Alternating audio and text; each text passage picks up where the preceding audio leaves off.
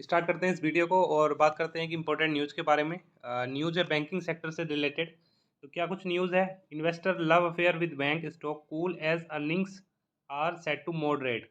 ठीक है, तो यहाँ पे आर्टिकल में ये देखने को मिला है कि क्या जो इन्वेस्टर का जो रुझान है बैंकिंग सेक्टर की तरफ से हटते हुए हमें देखने को क्या मिल रहा है। क्योंकि पिछले कुछ समय में देखें तो उतनी अच्छी बाइंग जो है हमें बैंकिंग सेक्टर में देखने को अभी के समय में नहीं मिल रही है जितनी की जो हमें पहले देखने को मिल रही थी। एक न्यूज़ ये भी है, एक वजह ये भी हो सकती है कि आरबीआई ने जो है स्पष्ट किया है कि अगली बार हम जो है जो हमारी रेट है, जो रेट बढ़ाने की न्यूज़ है वहाँ पे जो है वो कुछ कंट्रोल करने की कोशिश कर सकते हैं। दूसरी न्यूज़ ये है कि यहाँ पे आपको देखने को मिलेगा one trigger that unnerved investor bars the Hindenburg research report flagging the exposure of Indian banks, especially public sector banks to the Adani Group। तो यहाँ पे क्या होगा, आपको याद होगा कि जिस दिन जो है हिंडनबर्ग की कंट्रोवर्सी अडानी ग्रुप में जो है अडानी इंटरप्राइजेस 35% तक, अडानी पोर्ट्स जो है 20% तक डाउन था। उस दिन हमें देखने को क्या मिल रहा था कि एसबीआई भी जो है सीधे 575 560 रुपये से जो है 550 से 500 के नीचे जो है चला गया था। यानी कि उसमें भी 10-12% की गिरावट जो है हमें देखने को एसबीआई के शेयर में मिल गई थी। क्यों?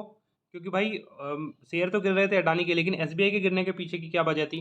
क्योंकि इन्वेस्टर्स को जानकारी नहीं थी। इन्वेस्टर को ये पता था कि भाई जो बैंक हैं, जो एसबीआई है, एसबीआई का जो है काफ़ी सारा लोन जो है अडानी ग्रुप पे है। हालांकि एसबीआई के चेयरमैन ने स्पष्ट किया है कि हमारा जो है सिर्फ पूरे लोन का मतलब जो लोन उन्होंने दे रखा है 0.7% से 0.9% तक जो है लोन हमने जो है अडानी ग्रुप को दे रखा है, जो कि विद इन द लिमिट्स है।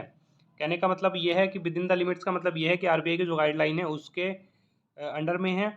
और कंपनी के यानी कि अडानी ग्रुप के कैश फ्लो को देखते हुए वहाँ पे जो है उन्होंने इस तरह का जो है ये इतना लोन भी दिया है उनके कैश फ्लो को देखते हुए। तो यहाँ पे जो है आज का भी अगर हम बात करें तो आज के दिन भी कुछ ही शेयर ऐसे थे बैंकिंग शेयर जो कि हमें पॉजिटिव देखने को मिले। जैसे कि H D F C bank जो है आज के दिन हमें पॉजिटिव देखने को मिला। एस बी आई की बात करें तो एस बी आई में आज के दिन हमें जो है 1 रुपये 70 पैसे की गिरावट देखने को मिली। 523 रुपये की क्लोजिंग प्राइस पे ये बंद हुआ है।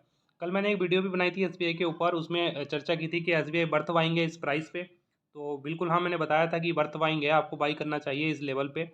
और जो है अगर किसी वजह से जाता है 500 रुपये के नीचे तो वहाँ पे जो है फिर से आप जो है सेकंड लोट की बाइंग इसमें कर सकते हैं। आगे क्या है आर्टिकल में, the star secretarial performance of 2022 Nifty bank and Nifty PSU bank indices have under perform this year. कहने का मतलब क्या है, ये कहना चाह रहे हैं कि पिछले साल जो है हमें निफ्टी बैंक में और निफ्टी पीएसयू बैंक के जो इंडाइस है उसमें तगड़ी एक रैली देखने को मिल रही थी, जो कि इस साल हमें कहीं ना कहीं बियरिश मोड में जाती हुई देखने को मिल रही है। अंडर परफॉर्म कहीं ना कहीं हमें देखने को मिल रही है। निफ्टी बैंक की बात करें तो निफ्टी बैंक जो है पिछले 20% जो है बढ़ गया है। और निफ्टी पीएसयू की बात करें तो 50% बढ़ गया 2022 में। जबकि जो है निफ्टी ने गेन सिर्फ 4% का किया था पिछले पूरे साल में 2022 में। तो आप समझ सकते हैं कितनी बड़ी तेज़ी जो है निफ्टी बैंक में और निफ्टी पीएसयू बैंक में हमें देखने को मिली थी। वजह साफ थी, बार बार जो है रेट बढ़ रही थी तो जाहिर सी बात है बैंकों के मार्जिन बढ़ रहे थे। अभी अगर आप देखें तो 10 में से 8 बैंकों के क्वार्टरली रिजल्ट्स जो है बम्पर क्वार्टरली रिजल्ट्स रहे हैं। नेट प्रॉफिट जो रहा है, बम्पर नेट प्रॉफिट जो है कंपनियों का हमें बैंकों का देखने को मिला है। इस साल की बात कर लें तो निफ्टी बैंक जो है 5% का डिक्लाइन जो है अभी तक हमें देखने को मिला है, 2 महीने लगभग हो चुके हैं। पीएसयू बैंक की बात करें तो पीएसयू बैंक में 10% की गिरावट है। कहने का मतलब दोस्तों वही है, जो जितना ऊपर जाता है वो उतनी तेज़ी से जो है नीचे आता है। निफ्टी बैंक 20% बढ़ा था 2022 में, तो 5% की जो है गिरावट है। और ये जो है पीएसयू बैंक 50% तक बढ़ गए थे, तो इनमें जो है 10% की गिरावट हमें देखने को मिल रही है। उसके अलावा निफ्टी की बात करें अगर तो निफ्टी में अभी जो है हमें सिर्फ 2% का ही फाल देखने को मिला है। तो कहानी वही है कि जो जितनी तेज़ी से ऊपर जाता है, फॉर एग्जांपल अडानी ग्रुप जितनी तेज़ी से ऊपर गया था उतनी तेज़ी से हमें नीचे आता हुआ देखने को अभी के समय में मिल रहा है। किसी भी शेयर में कोई भी पॉजिटिव न्यूज़ अभी के समय में अडानी ग्रुप में हमें देखने को नहीं मिल रही है।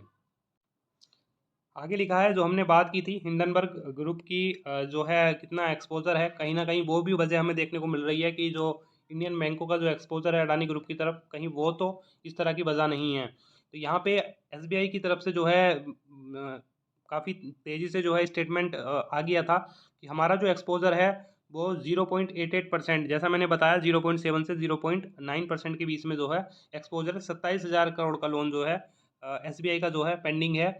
उसके अलावा बैंक ऑफ बड़ौदा की बात करें तो बैंक ऑफ बड़ौदा का जो है एक्सपोजर कितना है, वो 0.6% बैठता है नेट लोन्स का, जो कि Q3 फाइनेंशियल ईयर 2023 का हमें देखने को मिल रहा था। उसके अलावा जो है RBI गवर्नर ने भी जो है यहाँ पे स्टेटमेंट दिया था कि domestic bank exposure to Adani group was not very significant and the system was strong and large enough to not be impacted by a single case। तो यहाँ पे इनका स्टेटमेंट दिया गया था। ये भी काफ़ी तेज़ी से इनका स्टेटमेंट आया था। फाइनेंस मिनिस्टर का भी जो है स्टेटमेंट आया था, finance minister on Adani LIC SBI exposure to group within permissible limits. तो यहाँ पे जो है काफ़ी सारे स्टेटमेंट जो हैं बैंकिंग सेक्टर की तरफ से दिए जाते रहे हैं अडानी ग्रुप की कंट्रोवर्सी के बाद। आगे लिखा है what else could be troubling the sector. तो क्या यहाँ पे हो सकता है और क्या वजह हो सकती है। तो bank Q3 performance has been a blockbuster one to say the list for banks under Kotak institutional equities coverage earning growth came in at 45% Y-on-Y in the 3 months to December 31st, aided by operating profit growth to of 30% Y-on-Y। आगे जो है यहाँ पे performance की अगर हम बात करें तो परफॉर्मेंस यहाँ पे दी गई है। तो यहाँ पे जो है NPA की ग्रोस NPA दिया गया है और उसके अलावा जो है NIM की जो है नेट इंटरेस्ट मार्जिन भी यहाँ पे जो है कंपनी का दिया गया है। एक्सिस बैंक की बात करें तो एक्सिस बैंक का जो Q3 का NPA था वहाँ से जो है हमें कंटिन्यूसली जो है गिरावट हमें NPA में देखने को मिली है एक्सिस बैंक के। बंधन बैंक के NPA की बात करें तो वो भी हमें गिरता हुआ देखने को मिला है। HDFC के NPA की बात करें तो वो भी कहीं ना कहीं जो है हमें गिरता हुआ देखने को मिला है। ICICI बैंक के NPA की बात करें तो NPA हमें गिरता हुआ देखने को मिला है। इंडसइंड बैंक की बात करें तो यहाँ पे भी NPA गिरता हुआ देखने को मिला है। कोटक की बात करें तो यहाँ भी NPA गिरा है। बैंक ऑफ बड़ौदा की बात करें तो यहाँ पे भी NPA जो है गिरता हुआ देखने को हमें मिला है।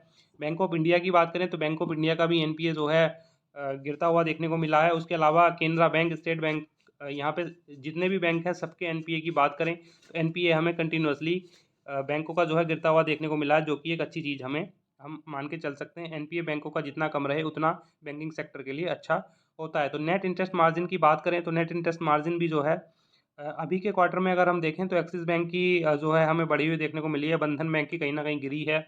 HDFC बैंक की बराबर है। ICICI बैंक की बढ़ी है। इंडसइंड बैंक की बढ़ी है। कोटक महिंद्रा बैंक की बढ़ी है। उसके अलावा बैंक ऑफ बड़ौदा की हमें बढ़ी है। बैंक ऑफ इंडिया की बात करें वो बढ़ा है। केनरा बैंक की बात करें वो बढ़ा है और SBI की बात करें तो वो बढ़ा है। सिर्फ एक बैंक हम बंधन बैंक को छोड़ दें तो NIM यानी कि नेट इंटरेस्ट मार्जिन जो है वो हमें बढ़ते हुए देखने को मिले हैं।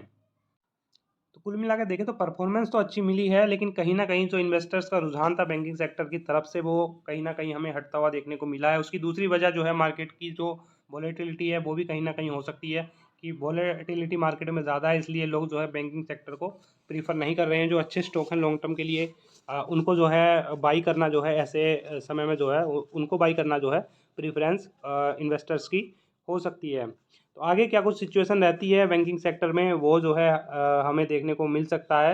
हालांकि मेरा ये मानना है जो अच्छे बैंक हैं जैसे कि HDFC बैंक है, axis bank, ICICI bank, Kotak Mahindra bank, state bank of India या फिर बैंक ऑफ बड़ौदा, तो ये जो बैंक हैं इनको आप जो है डिप पे बाई कर सकते हैं। लॉन्ग टर्म ना सही शॉर्ट टर्म के लिए आप जो है इनको बाई ज़रूर कर सकते हैं।